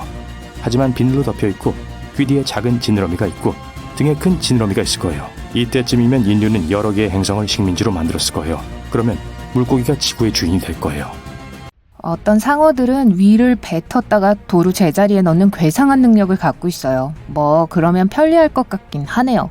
대부분의 상어들은 엄청난 양의 음식을 먹어요. 하지만 문제는 자신들이 삼킨 모든 것을 소화하지 못한다는 거예요. 바다거북 등껍질과 부리, 새 깃털과 뼈, 랍스터 집게 등등과 같은 것들을 다시 뱉어낼 방법이 필요해요. 그러면 이 놀라운 생물들은 모든 내용물들과 함께 자진해서 위 전체를 토해내죠. 내용물을 다 꺼내면 주요 소화기관을 다시 안으로 넣어요. 이 과정은 1초도 안 걸립니다. 백상아리나 청상아리 같은 일부 상어종들은 눈을 따뜻하게 하는 특별한 시스템을 갖고 있어요. 망막이 눈과 뇌를 따뜻하게 해주죠. 이는 움직임을 더 잘 감지하는 데 도움이 될 뿐만 아니라 해상도도 향상시켜줍니다. 청상아리 같은 경우 이 종은 종종 다른 기온을 가로질러 수직으로 이동해요. 우린 대부분 움직일 수 있는 턱이 한 개뿐이지만 상어들은 아래턱과 위턱을 자유롭게 움직일 수 있어요. 별도로 움직이면 먹이를 더 잘 물 수 있고 더 빨리 그리고 더 빈틈없이 씹을 수 있게 되죠. 왠지 더 무시무시하네요. 상어는 한 번에 많은 수의 새끼 상어를 낳아요. 물론 종에 따라 달라요. 하지만 예를 들어 청세리 상어는 한 번에 130마리 이상의 새끼를 낳는 것으로 유명해요. 백상아리는 대부분의 정글의 고양이보다 더 강력한 턱 힘을 갖고 있어요. 6m 길이의 수중 사냥꾼은 제곱센티미터당 276kg 이상의 힘을 만들어낼 수 있어요. 그건 사자나 호랑이보다 4배 더 강한 힘이에요. 사람은 센티미터당 쥐꼬리만한 10에서 14kg의 압력으로 이길 승산이 전혀 없죠. 복상어는 엄청난 양의 물을 삼켜서 스스로를 방어해요. 그러면 상어의 몸이 평상시에 2배가 되거든요. 몸집을 키워서 잠재적인 위험을 쫓아내죠. 상어는 일생 동안 5만 개 이상의 이빨을 기를 수 있어요. 하지만 이빨이 모두 다 같은 건 아니에요. 가장 강하고 큰 것은 앞에 있어요. 그리고 뒤에 더 가까이 있는 것들은 작고 그리 강하지 않아요. 하지만 앞니가 손상되면 약한 이가 앞니를 대체할 수 있어요. 이건 상어의 이빨이 사람만큼 깊게 뿌리 내리지 않고 움직일 수 있기 때문에 가능해요. 상어의 피부는 사포와 같은 느낌이에요. 작은 이빨 같은 비늘로 덮여 있거든요. 상어의 꼬리 쪽을 향해 돋아 있습니다. 이 비늘은 상어가 물을 통과할 때 발생하는 마찰을 줄이는 데 도움이 돼요. 고래상어는 피부가 매우 두꺼워요. 몸 일부분은 15cm까지로 두꺼울 수 있어요. 동물 세계에서 가장 두꺼운 것 중에 하나죠. 과학자들이 이 생물의 혈액 샘플을 얻고 싶다면 많은 노력을 해야 해요. 상어는 굉장한 후각을 갖고 있어요. 하지만 그것 외에도 다른 동물을 감지하기 위해 감각 한 가지를 더 사용해요. 머리 주변, 콧구멍 근처, 그리고 코 아래에 특별한 구멍이 있어요. 바로 특별한 기관인데요. 투시력 같은 능력이 있습니다. 모든 생명체는 작은 전기장을 발생시켜요. 이 구멍 덕분에 상어는 그런 전기장을 발견하고 다른 동물들이 어디에 있는지 알아낼 수 있어요. 상어들은 놀라울 정도로 귀가 예민해요. 914m 떨어진 곳에서도 잠재적인 먹잇감의 소리를 들을 수 있어요. 또 물고기의 근육 조직을 수축할 때 생겨나는 것과 같은 저주파 소리를 포착할 수 있어요. 상어는 4억 년 이상 존재해오고 있어요. 그러니까 5번의 대량 멸종 중 4번이나 생존해왔다는 걸 의미하죠. 그 말은 상어는 에베레스트, 인간, 공룡, 심지어 나무보다 훨씬 더 오래 살았다는 게 돼요. 이 생물들은 산호초가 막 형성되기 시작한 시대로 거슬러 올라가요. 어떤 상어종들은 백상아리나 돌묵상어처럼 물 밖으로 뛰어나올 수 있어요. 이들은 공중에 2.5m 이상 뛰어오를 수 있다고 합니다. 이런 점프 능력 덕분에 바다 표범이나 바다새와 같은 동물들을 잡을 수 있어요. 하지만 우리가 남아프리카에 있지 않는 한 물에서 뛰어오르는 상어를 볼 수는 없을 거예요. 상어 뼈는 근육과 연골로 이루어져 있기 때문에 뼈보다 가볍고 밀도가 2배 낮죠. 다른 동물들보다 더 유연한데요. 그래서 다른 동물을 쫓을 때 급커브를 할 수 있게 해줘요. 귀상어가 이상한 모양의 머리를 갖고 있는 데는 이유가 있어요. 특이한 머리 때문에 이 생물은 놀라운 360도 시야를 갖고 있어요. 눈은 약간 앞으로 기울어져 있어서 서로 겹쳐지는 시야를 볼 수 있게 해주죠. 마귀상어의 무시무시한 턱은 탄력이 있는 인대에 붙어 있어요. 동물의 턱을 8cm까지 펼칠 수 있어요. 다른 해양 생물들을 잡기 위해 입을 앞으로 쭉 내밀 수 있죠. 여러분과 달리 상어는 잠을 자지 않아요. 어떤 종들은 계속 수영을 해야만 해요. 안 그러면 물이 아가미를 통해 흐르는 것이 멈춰서 숨을 쉴 수 없게 되죠. 다른 상어들은 쉬지만 무의식 상태에 빠지지는 않아요. 그냥 특별한 휴식기에 들어갑니다. 이 생물들은 눈꺼풀이 없어요. 그래서 눈을 항상 뜨고 있죠. 그리고 동공이 주변을 감시하고요. 또 물이 아가미를 통과할 수 있게 입을 벌리고 있어요. 상어는 놀랄 만큼 먼 거리를 쉬지 않고 이동할 수 있어요. 다 이상한 수면 패턴 덕분이죠. 예를 들어 백상아리는 먹거나 쉬지 않고 3,200km 이상의 거리를 헤엄칠 수 있어요. 이 생명체들은 왜 배고파하지 않을까요? 상어는 간에 저장된 지방을 끌었어요. 근데 이 기관은 동물의 몸무게의 3분의 1까지 차지할 수 있어요. 일반적으로 생각하는 것과 달리 상어는 역방향으로 헤엄칠 수도 없고 할 줄도 모르는 걸로 알려져 있죠. 꼬리는 앞으로 나아가게 하고 가슴 지느러미는 균형을 유지하고 회전하게 도와줘요. 그 뜻은 해부학상으로 이 동물들은 앞으로 나아가는 것 말고는 다른 방향으로 움직일 수 없다는 거예요. 상어는 성대가 없어요. 서로 의사소통하거나 감정을 표현하기 위한 소리를 낼 수 없어요. 그래서 몸을 비틀거나 몸을 뒤집는 등의 동작을 취해야 하죠. 상어는 전 세계의 모든 바다에 살아요. 하지만 몇몇 종들은 민물 강이나 호수에서도 서식해요. 예를 들어 황소상어는 열대지방의 강에서 발견돼요. 또한 민물과 바닷물 사이를 헤엄칠 수 있는 걸로 알려져 있죠. 세상에서 가장 작은 상어는 드워프 랜턴 상어예요. 이 독특한 생명체는 20cm 이상 자라지 않습니다. 하지만 이 작은 몸집의 약점을 다른 방법으로 만회하죠. 예를 들어 일부 기관에서 빛을 방출해요. 그리고 이 생물이 얕은 물에 살기 때문에 햇빛처럼 몸을 위장하는 데 도움이 됩니다. 청세리 상어는 엄청 먹어대요. 종종 필요 이상으로 많이 먹죠. 이 음식 중 일부는 에너지가 필요할 때까지 몇 주 동안 소화되지 않은 채로 남아있을 수도 있어요. 상어는 혀와 비슷하게 생긴 뭔가를 갖고 있어요. 하지만 이 기관은 혀 기저골이라고 불려요. 이는 상어의 가슴에서 입으로 이어지는 연골의 앞부분이에요. 움직이지 않고 거의 쓸모가 없어요. 그래서 이 혀는 먹는 과정에는 가담하지 않죠. 밀회로 덮여있지 않아요. 사실 이 혀의 유일한 진짜 용도는 상어의 아가미를 연결하는 뼈의 일부를 지탱해주는 것일 수 있어요. 세계에는 수백 종의 상어가 있어요. 더 정확히는 약 500여 종이에요. 그중 몇몇은 진짜 특이해요. 마귀상어, 돌묵상어 또는 쿠키커터 상어를 보세요. 이 모든 상어들은 크기가 다양해요. 몇 센티미터에서부터 수십 미터까지요. 또한 완전 다른 환경에서 살죠. 뱀상어는 입에 닿을 수 있는 모든 걸 먹어요. 이 상어가 먹은 가장 이상한 것들을 알려드릴게요. 비디오 카메라, 돈가방, 거의 모든 미국 주의 자동차 번호판, 개 목줄. 상상이 되나요? 각각의 고래상어는 피부에 독특한 무늬를 갖고 있어요. 이 점과 줄무늬는 지문이 사람을 식별하는 데 사용되는 것처럼 각각의 상어를 식별하는 데 사용될 수 있어요. 뭉툭코 6줄 아가미 상어는 엠파이어 스테이트 빌딩 5개 정도의 깊이까지 잠수할 수 있어요. 아기 상어 뚜르르뚜르. 아기 상어가 태어나거나 부화하면 이미 충분한 영양분을 공급받은 상태예요. 그리고 엄마 상어로부터 멀리 헤엄쳐 간다면 적어도 몇 주 동안 먹이를 사냥할 필요가 없어요. 아이고, 누가 아기 상어 노래를 시작한 거죠? 여러분은 해변에 누워 있어요. 잠자리에 들기 전에 수영을 하기로 합니다.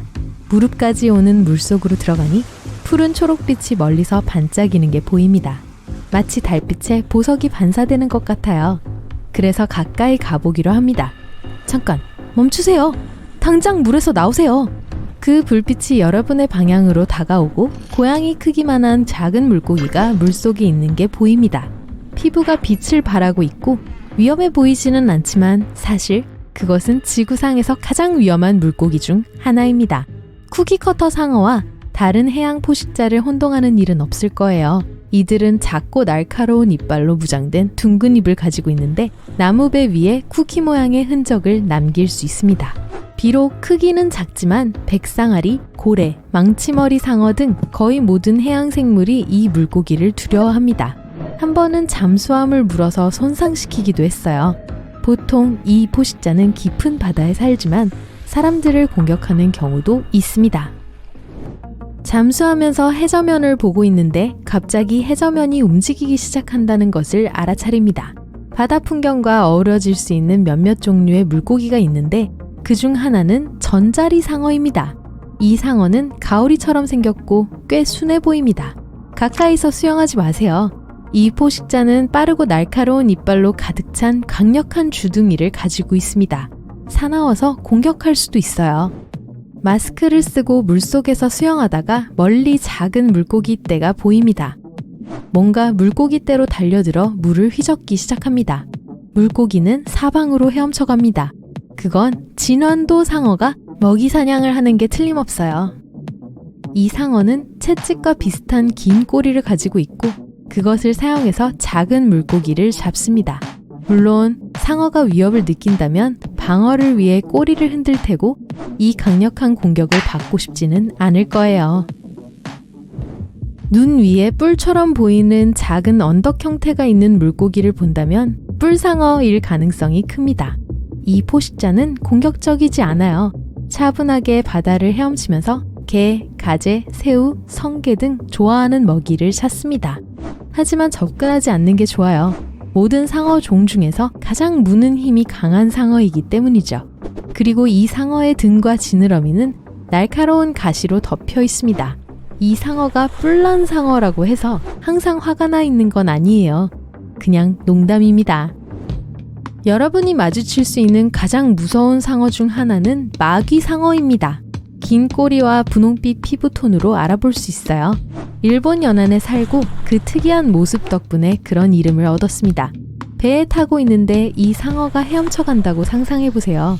그릇에서 스테이크를 꺼내어 물 위로 들어보세요. 상어는 물 밖으로 나와 먹이를 잡으려고 할 거예요. 이때 상어는 입을 벌리고 날카로운 이빨이 달린 턱이 튀어나와 여러분의 손에서 고기를 낚아챕니다. 상어는 턱을 다시 밀어넣고 헤엄쳐 갑니다.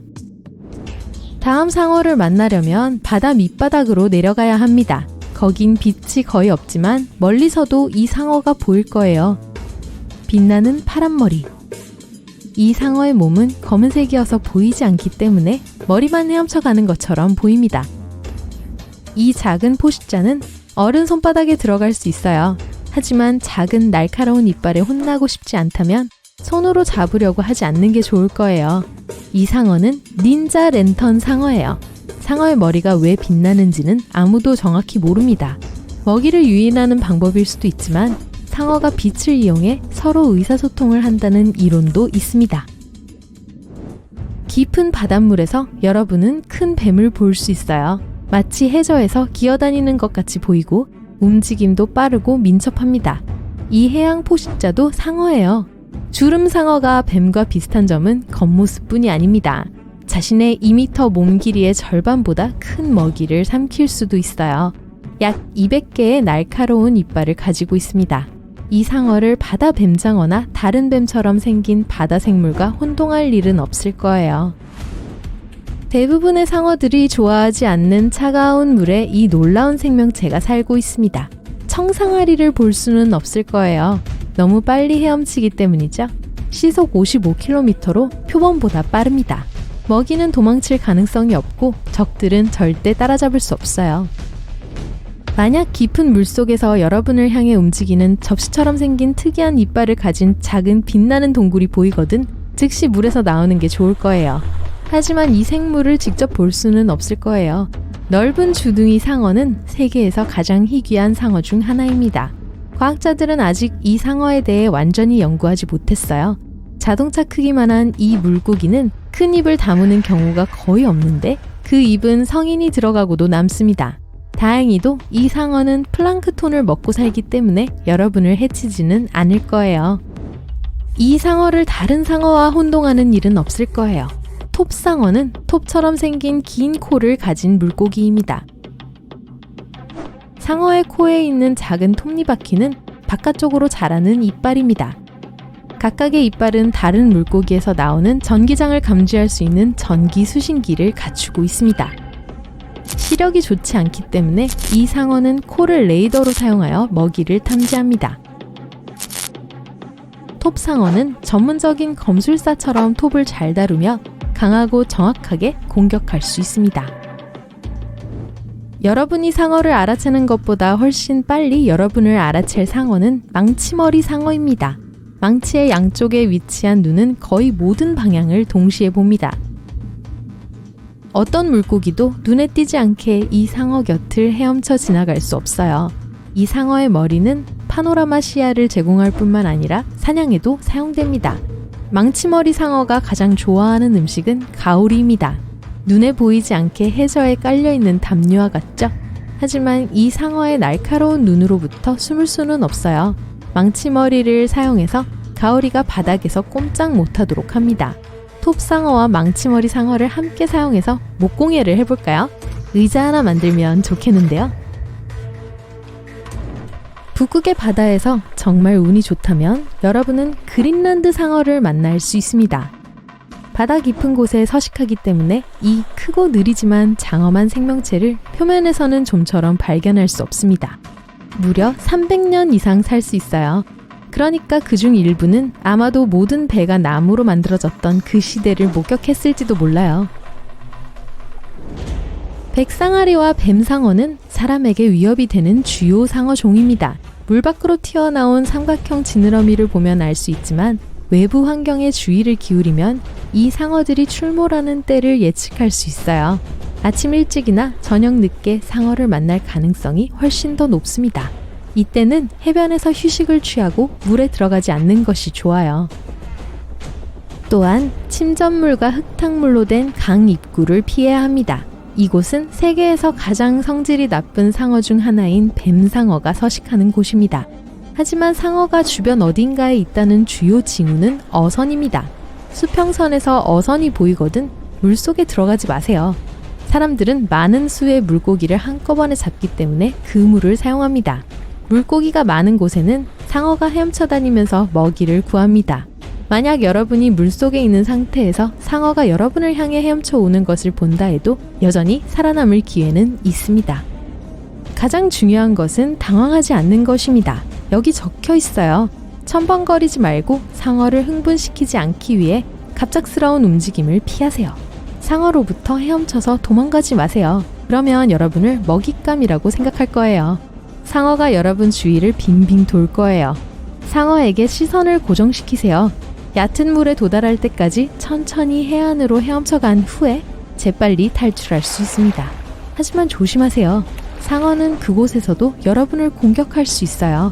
만약 상어가 여러분을 공격한다면 목숨을 걸고 싸워야 할 거예요. 상어의 약점은 눈과 아가미입니다. 그리고 누가 이겼는지 알려주세요. 놀랍지만 버려진 야생동물 공원 안으로 들어간다고 상상해보세요. 동물우리에는 풀이 무성하게 자라고 작은 집들은 오랫동안 방치된 채 거미줄과 곰팡이가 여기저기 널려 있습니다. 어두운 건물 안으로 들어가니 앞에 초록빛이 빛납니다. 가까이 다가가 보니 거대한 물탱크였어요. 오래된 녹색물이 들어있는데 그 안에 거대한 물고기의 그림자가 보입니다. 여러분이 방금 본 것은 백상아리입니다. 상어는 포르말데이드 용액 안에 거의 완벽하게 보존되어 있습니다. 2012년 호주의 와일드라이프 원더랜드는 운영을 중단했습니다. 모든 동물들은 그곳에서 옮겨졌지만 상어는 잊혔습니다. 2018년 도시탐험가 루크 맥퍼슨이 이 버려진 곳을 방문하여 방부 처리된 상어의 동영상을 올렸어요. 동영상은 수백만 건의 조회수를 기록했고 상어는 로지라는 이름을 얻었습니다. 그 이후로 그 공원은 많은 관광객들을 끌어모았습니다. 불행히도 공공기물 파손자들도 있었어요. 그들은 수조를 망가뜨리고 그 위에 낙서를 했죠. 사람들은 이 특이한 발견을 보존할 것을 요구했고 몇 달 후 상어 탱크가 거의 파괴되었을 때 운영 중인 다른 전시센터로 옮겨졌습니다. 그곳에서 수조는 복원됐고 수조 안의 액체도 교체돼서 상어는 그 모습을 유지할 수 있었어요. 다음 버려진 장소는 훨씬 더 무섭습니다. 아마도 그래서 많은 방문객들을 끌어모으고 있는 거겠죠? 이곳은 체코에 있는 작은 마을 루코바입니다. 작은 집들과 아늑한 거리, 풍부한 자연이 어우러진 이곳은 매우 아름답습니다. 그런데 나무들 사이로 갑자기 오래된 예배당의 실루엣이 눈에 띕니다. 안으로 들어가기 전에 그곳이 완전히 버려졌다는 걸 깨닫게 됩니다. 벽에 색이 바랜 페인트가 칠해진 낡은 벽돌과 녹슨 금속 지붕이 보입니다. 좀 으스스해 보이네요. 안으로 한 발짝 들어갑니다. 만약 여행자들이 밤에 이곳을 발견한다면 안에서 이것을 보고 비명을 지르며 도망칠 거예요. 예배당에는 수호 성인들의 동상이 있습니다. 대부분은 벤치에 앉아 있고 일부는 서 있죠. 석고상이기 때문에 움직이지 않아요. 하지만 가장 무서운 사실은 각 동상이 하얀 시트로 덮여 있다는 것입니다. 1968년 예배당 지붕이 썩기 시작했습니다. 결국 무너졌고 주민들은 더 이상 이곳에 오지 않았어요. 2014년 한 예술가가 석고상을 만들어 이곳에 놓았는데 마치 건물에 유령들이 있는 것처럼 보였습니다. 이 설치물은 전 세계의 관광객들을 끌어모으고 예배당을 복원하는 데 필요한 돈을 모으는 데 도움을 줍니다. 이곳은 미국입니다.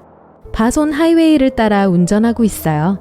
길 양쪽에 울창한 숲이 있습니다. 버스 정류장에 가서 차에서 내립니다. 소문으로만 들었던 이상한 발견을 확인하기 위해서는 숲으로 들어가야 합니다. 덤불, 진흙, 나무 사이를 헤치고 가면 여기 있어요. 처음에는 전혀 특별한 것이 없어 보입니다. 그런데 위를 쳐다보세요. 녹슨 빨간 자전거가 말 그대로 나무 안에 있어요. 자전거는 숲의 일부가 되었습니다. 바퀴와 핸들바는 튀어나와 있고 나머지 부분들은 나무 기둥 안에 있어요.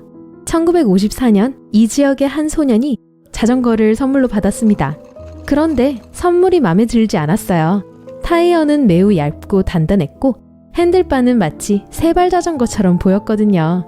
어느 날 이 소년은 친구들과 숲에서 놀고 있었고 오직 그 소년만 자전거가 있었어요. 모두들 집에 가기 시작했을 때 소년은 그저 자전거를 나무 옆에 두고 갔습니다. 나무는 계속해서 자랐고 자전거는 나무의 일부가 되었습니다. 춥고 어두운 곳을 떠나서 바로 남캘리포니아 사막의 중심부로 가볼게요. 햇볕이 매우 뜨겁고 주위에는 아무도 없습니다. 모래, 마른 덤불, 그리고 멀리 산이 보일 뿐이에요. 몇 시간이 지났어요. 목이 마릅니다. 태양이 피부를 태우는 것 같아요. 그런데 갑자기 물이 보입니다. 아니면 신기루일까요? 그렇지 않길 바라면서 가까이 다가갑니다. 야호! 이건 진짜 물이에요. 하지만 오아시스는 아닙니다. 여기 사막 한가운데에 아무 표시도 없는 수영장이 있어요. 수영장으로 뛰어드니 너무 신나요. 이곳은 소셜풀이라고 합니다.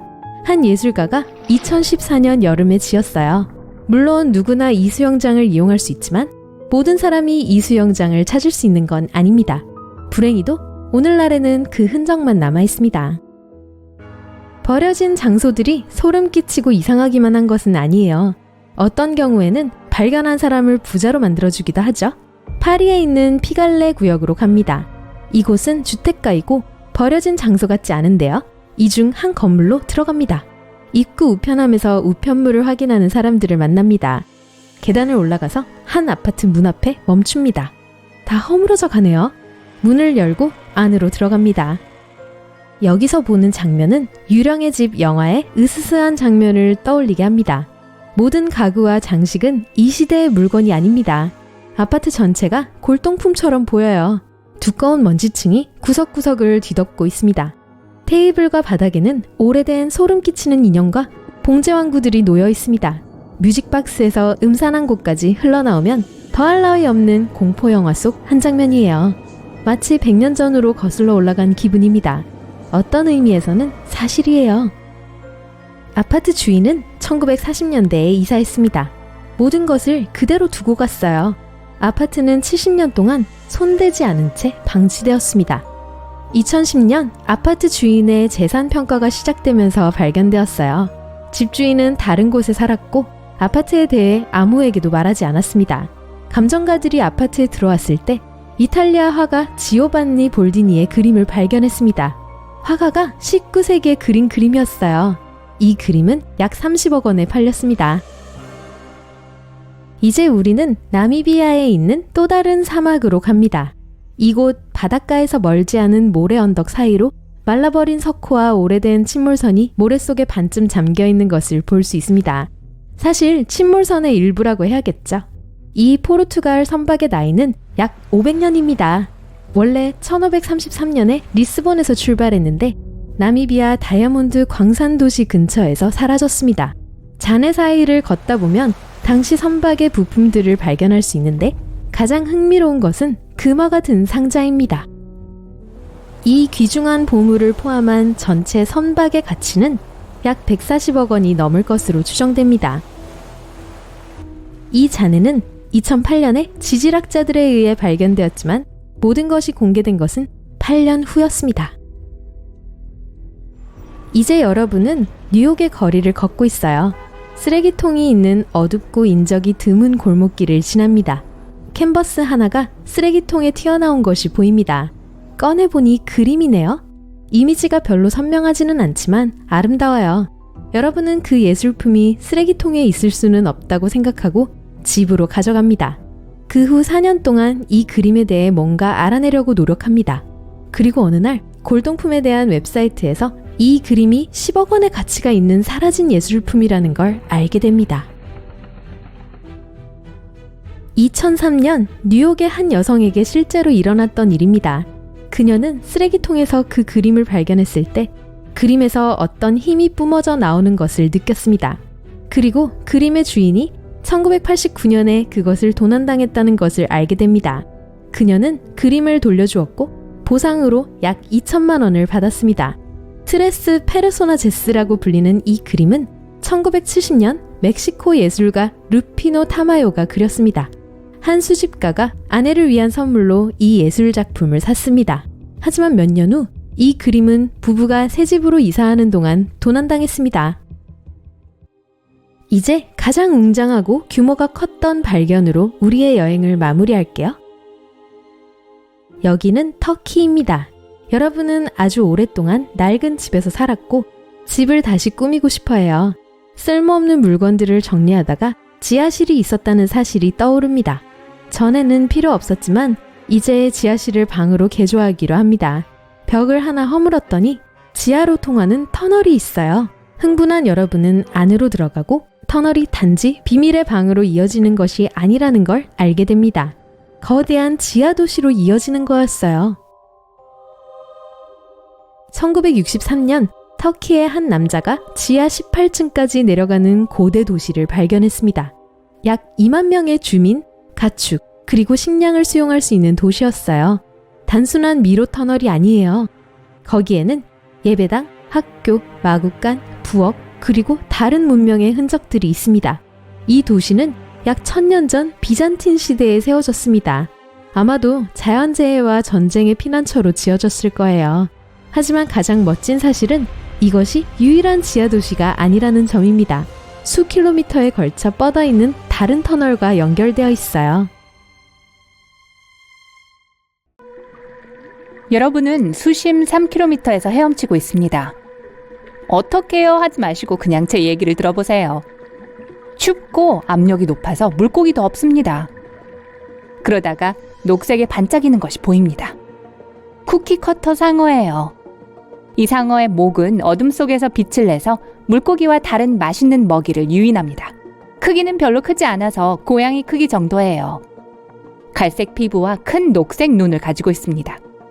하지만 외모에 속지 마세요. 매일 밤 이 생명체는 수면 위로 올라와 백상아리와 고래, 심지어 황새치까지 뒤쫓습니다. 자세히 보면 날카로운 이빨이 가득한 둥근 입을 볼 수 있어요. 물기만 하는 게 아니라 이빨을 톱처럼 사용합니다. 쿠키커터 상어라고 불리는 이유는 먹이를 보면 쿠키 모양으로 한 입 베어내기 때문입니다. 심지어 잠수함을 공격하는 것으로 알려져 있어요. 잠수함은 무슨 맛일까요? 다음 상어는 자동차 길이 정도 됩니다. 이 상어는 겨우 100마리 정도만이 목격되었습니다. 하지만 일단 이 상어를 만난다면 절대 잊지 못할 거예요. 이 상어는 엄청나게 큰 입을 가지고 있어요. 초대형이죠. 그에 걸맞게 넓은 주둥이 상어라고 불립니다. 몸을 웅크리면 입 안에 쉽게 들어갈 수 있어요. 하지만 이 상어는 위험하지 않아요. 인간에게는요. 입을 벌리고 헤엄쳐 다니면서 플랑크톤과 다른 수중 먹이를 걸러냅니다. 이 상어는 입안에 빛을 내는 특별한 장기로 작은 갑각류를 유인합니다. 깊은 바닷속 완전한 어둠 속에서 헤엄칩니다. 그래도 미소는 멋지네요. 환도상어 또한 거대한 신체 부위가 있는데 꼬리예요. 상어 몸체의 거의 절반 길이이고 마치 헬리콥터 프로펠러처럼 보여요. 꼬리를 이용해 사냥하는 몇 안 되는 동물 중 하나입니다. 상어는 물고기 떼를 몰래 덮쳐 꼬리를 흔들어대기 시작합니다. 물고기를 놀라게 하려는 작전이에요. 궁지에 몰리면 꼬리를 이용해 자신을 방어할 수도 있습니다. 이 상어의 가장 좋은 점은 사람을 공격하지 않는다는 것입니다. 전자리 상어. 세상에는 꽤 다양한 종류의 전자리 상어가 있어요. 얌전해 보이지만 여전히 상어예요. 이 상어는 가오리처럼 납작하고 피부 무늬 덕분에 해저에 쉽게 숨을 수 있습니다. 이러한 변장술 때문에 잠수부들이 실수로 만지게 되는 경우가 있습니다. 좋은 상황은 아니죠. 이 상어는 빠르고 강한 턱을 가지고 있어요. 하지만 사람보다는 작은 물고기를 더 좋아해요. 뿔 상어는 눈 바로 위에 뿔처럼 생긴 2개의 돌기가 있습니다. 상어 세계의 할아버지로 공격적이지 않고 천천히 헤엄치고 거의 매일 밤 늦게까지 깨어 있어요. 성게와 갑각류가 가장 좋아하는 먹이예요. 거의 발이 있는 것처럼 해저에서 지느러미를 움직입니다. 이 상어를 과소평가하지 마세요. 어떤 상어보다도 무는 힘이 강합니다. 좋아하는 먹이의 껍데기를 으스러뜨리려면 튼튼한 이빨이 필요합니다. 만약 무언가 공격하려 든다면 조심하는 게 좋아요. 뿔상어는 지느러미에 날카로운 가시가 있어요. 가장 못생긴 상어 대회가 있다면 마귀상어가 단연 우승을 할 거예요. 생긴 모양도 이상하고 분홍색 수중 오토바이 정도의 크기입니다. 긴 꼬리와 아주 긴 코를 가지고 있어요. 바닷속 깊은 곳에서 살고 오징어를 즐겨 먹습니다. 다른 상어들처럼 빠르지는 않지만 훨씬 더 교활합니다. 너무나도 기발한 비밀 오징어 잡이 기술을 가지고 있어요. 상어는 오징어 뒤에서 헤엄치면서 점점 더 가까이 갑니다. 물론 오징어는 속도를 늦추지 않아요. 하지만 마귀상어가 점심을 굶지는 않을 거예요. 상어가 입을 벌립니다. 상어의 턱은 피부 주름에 연결되어 있어서 말 그대로 턱을 입 밖으로 던질 수 있어요. 그리고 상어니까 이빨이 날카롭죠. 긴 턱은 사냥을 하는 데 도움이 되고 식사가 끝나면 턱은 입 안으로 다시 들어갑니다. 이 상어는 일본 해안에서 여러 번 목격되었고 일본 신화나 동화에 나오는 도깨비를 닮았다고도 합니다. 닌자 상어보다 더 멋진 것은 단 하나뿐이에요. 닌자 랜턴 상어죠. 바다 밑바닥까지 내려갈 수 있는 튜브가 있다고 상상해보세요. 너무 어두워서 아무것도 볼 수 없어요. 갑자기 빛나는 점이 멀리서 움직이고 있습니다. 여러분을 향해 가까이 다가오고 있어요. 그 빛은 파란색으로 빛나는 머리예요. 마치 머리가 몸에 붙어있지 않은 것처럼 보여요. 닌자 랜턴 상어는 피부가 검기 때문에 어둠 속에서 거의 보이지 않습니다. 사람의 팔 크기지만 작고 날카로운 이빨은 장난이 아닙니다. 이 상어가 왜 빛을 내는지는 아무도 모릅니다. 맛있는 물고기를 유인하기 위해서일까요? 또 다른 이론은 친구들과 소통하기 위해 불빛을 사용한다는 거예요. 친구가 있다고요? 망치머리 상어. 이 흉포한 상어는 무게가 0.5톤까지 나갈 수 있습니다. 전 세계의 열대 바다에 살고 있으며 가장 잘 알려진 상어 중 하나입니다. 눈은 망치 모양의 머리 측면에 위치합니다. 거의 모든 방향을 볼 수 있다는 의미죠. 게다가 특별한 목 근육을 가지고 있어서 머리를 위아래로 들어올려 더 잘 볼 수 있어요. 가장 좋아하는 음식은 가오리입니다. 바다 바닥을 따라 헤엄치는 납작한 물고기로 모래와 바위 조각처럼 위장하고 있죠. 가오리는 주변 환경과 섞여서 살아갑니다. 위험한 것들은 대부분 헤엄쳐 지나가죠. 하지만 망치머리 상어의 눈은 모든 것을 봅니다.